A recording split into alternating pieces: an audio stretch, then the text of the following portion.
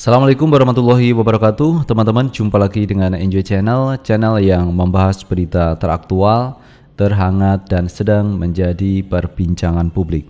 Sahabat Enjoy Channel, kali ini yang akan kita bahas yaitu mengenai relawan Anies Baswedan yang merespon terkait pernyataan Bawaslu yang mana Pak Anies ini dianggap atau terkesan mencuri start kampanye.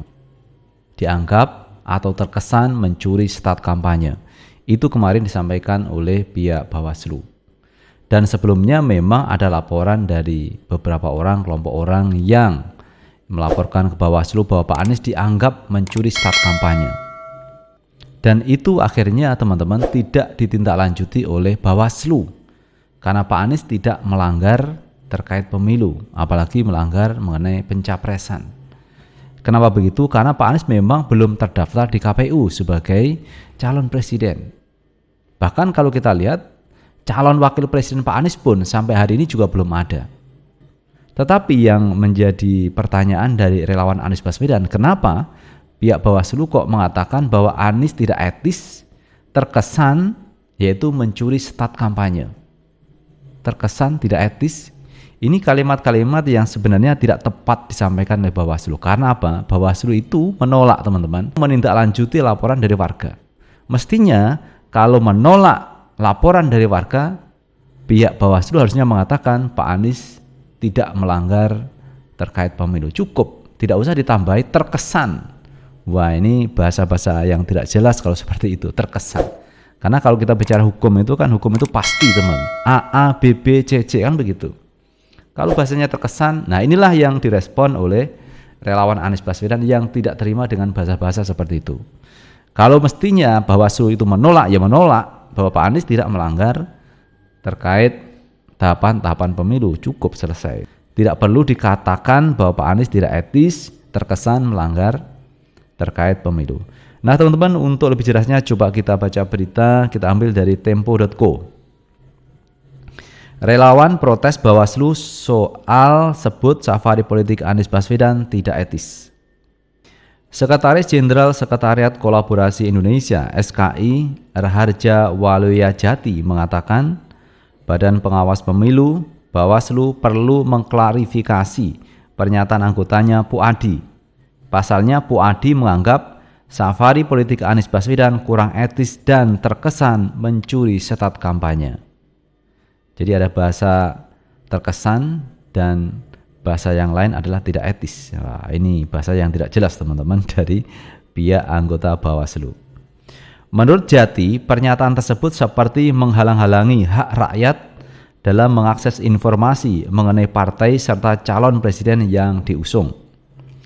Disadari atau tidak, pernyataan itu mengandung sikap anti-demokrasi dan tidak adil.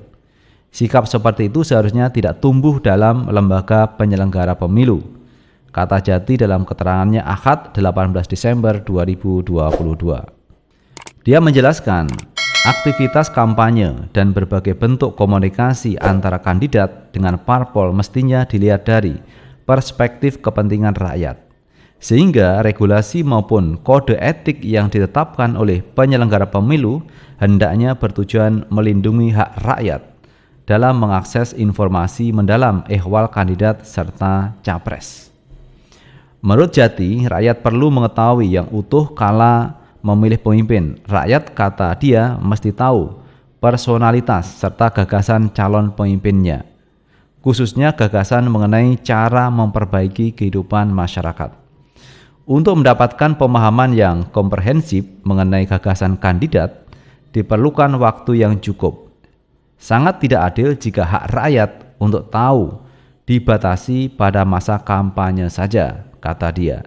Adapun upaya kandidat atau parpol untuk menyampaikan gagasan kepada rakyat disebut Jati tidak bisa serta-merta dilabeli sebagai kampanye. Justru, kata dia, kesediaan partai dan kandidat melonggarkan waktu untuk berdialog dengan rakyat mestinya diapresiasi dengan sikap yang berpihak ke rakyat. Penyelenggara pemilu seharusnya memberikan penghargaan kepada Partai Nasdem dan Anies Baswedan. Langkah mereka memungkinkan rakyat mengenal lebih jauh tentang siapa partai dan kandidat yang akan dicalonkan, ujarnya. Nah itu sahabat Enjoy Channel terkait pernyataan pendukung Pak Anies Baswedan atau relawan Anies Baswedan yang mengatakan kecewa dengan sikap dari Bawaslu yang mengatakan bahwa Pak Anies Baswedan terkesan melakukan kampanye terselubung atau mencuri start kampanye. Katanya tidak etis teman-teman. Padahal kalau kita lihat teman-teman, apa yang disampaikan Pak Anies ini memang Pak Anies punya kebebasan untuk berkunjung ke berbagai daerah. Apalagi Pak Anies ini ditunjuk, dipilih oleh Partai Nasdem untuk menjadi calon presiden. Mestinya itu tidak ada masalah. Yang kedua, yang dikunjungi juga tidak ada masalah teman-teman ya. Terbukti dengan apa? Kemarin ketika Pak Anies datang ke Papua itu disambut ribuan warga. Artinya warga welcome. Walaupun ada sebagian kecil warga yang menolak. Katanya Pak Anies ini bisa memecah belah. Pak Anies ini intoleran dan lain sebagainya. Jadi narasi-narasi yang dikembangkan sama dari waktu ke waktu. Pak Anies intoleran, Pak Anies memecah belah. Padahal faktanya, kita bicara fakta, bukan kita bicara memprediksi. Kenyataannya ketika Pak Anies datang ke Papua disambut warga dan tidak ada pernyataan Pak Anies Baswedan di situ yang memecah belah. Justru Pak Anies ke Papua itu memberikan kedamaian, kesejukan kepada warga. Jadi di situ tidak ada masalah dengan Pak Anies Baswedan. Yang menjadi masalah adalah orang yang sebagian kecil itu menolak kedatangan Pak Anies. Itu yang bermasalah. Bukan Pak Aniesnya yang bermasalah, tetapi yang menolak itu yang bermasalah. Jadi perlu dikasih pemahaman.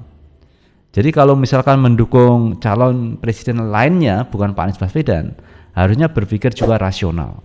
Jangan karena kebencianmu teman-teman, jangan karena kebencianmu kamu ini berlaku tidak adil kepada orang yang tidak pernah menyakitimu. Apakah Pak Anies pernah menyakiti orang yang menolak kedatangan Pak Anies di Papua, misalkan seperti itu? Pernah tidak Pak Anies menyatakan seperti itu? Menyatakan, membuat kata-kata yang menyindir mereka? Tidak pernah kan? Pak Anies orangnya soft, orangnya halus, komunikatif. Pak Anies orangnya terpelajar, tidak perlu mengungkapkan kalimat-kalimat yang arogan, tidak pernah mengungkapkan kalimat-kalimat yang itu menghina orang.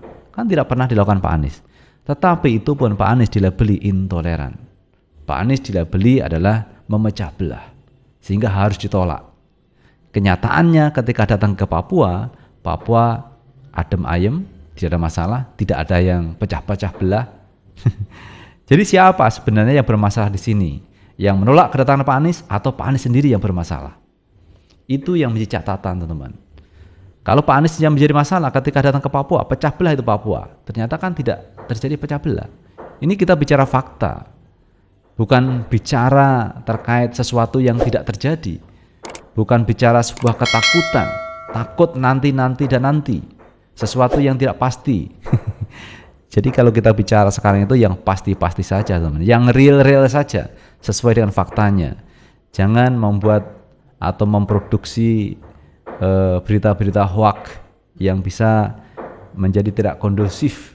Kalau kita bicara pemilu yang datang, yang lebih baik adalah keluarkan ide dan gagasan, narasi-narasi yang membangun untuk bangsa dan negara. Itu jauh lebih baik daripada memproduksi hoax, menakut-nakuti orang, menakut-nakuti rakyat dengan kalimat-kalimat yang itu tidak produktif, malah kontradiktif itu teman-teman. Jadi itu teman-teman, kita kembalikan lagi kepada pendukung Pak Anies yang katanya ini supaya Bawaslu ini bisa berpikir lebih jernih, tidak menyampaikan kalimat-kalimat yang juga tidak baik. Karena itu Pak Anies kemarin dilaporkan ke Bawaslu katanya melanggar pemilu, tahapan-tahapan pemilu. Ternyata ditolak oleh Bawaslu sendiri, artinya tidak diterima, ditolak laporan tersebut. Tetapi kata-kata dari Bawaslu itu yang menjadi tidak enak teman-teman, katanya tidak etis. Kemudian katanya lagi adalah terkesan curi start kampanye. Nah ini kan repot teman-teman. Satu sisi dia menolak laporan, sisi lain dia mengeluarkan kalimat-kalimat yang menjadi tidak enak juga. Tapi yaitu Bawaslu kita sekarang teman-teman. Dan bagaimana menurut pendapat teman-teman sekalian, tulis di kolom komentar. Karena komentar teman-teman akan sangat bermanfaat untuk yang lain. Sukses selalu. Assalamualaikum warahmatullahi wabarakatuh.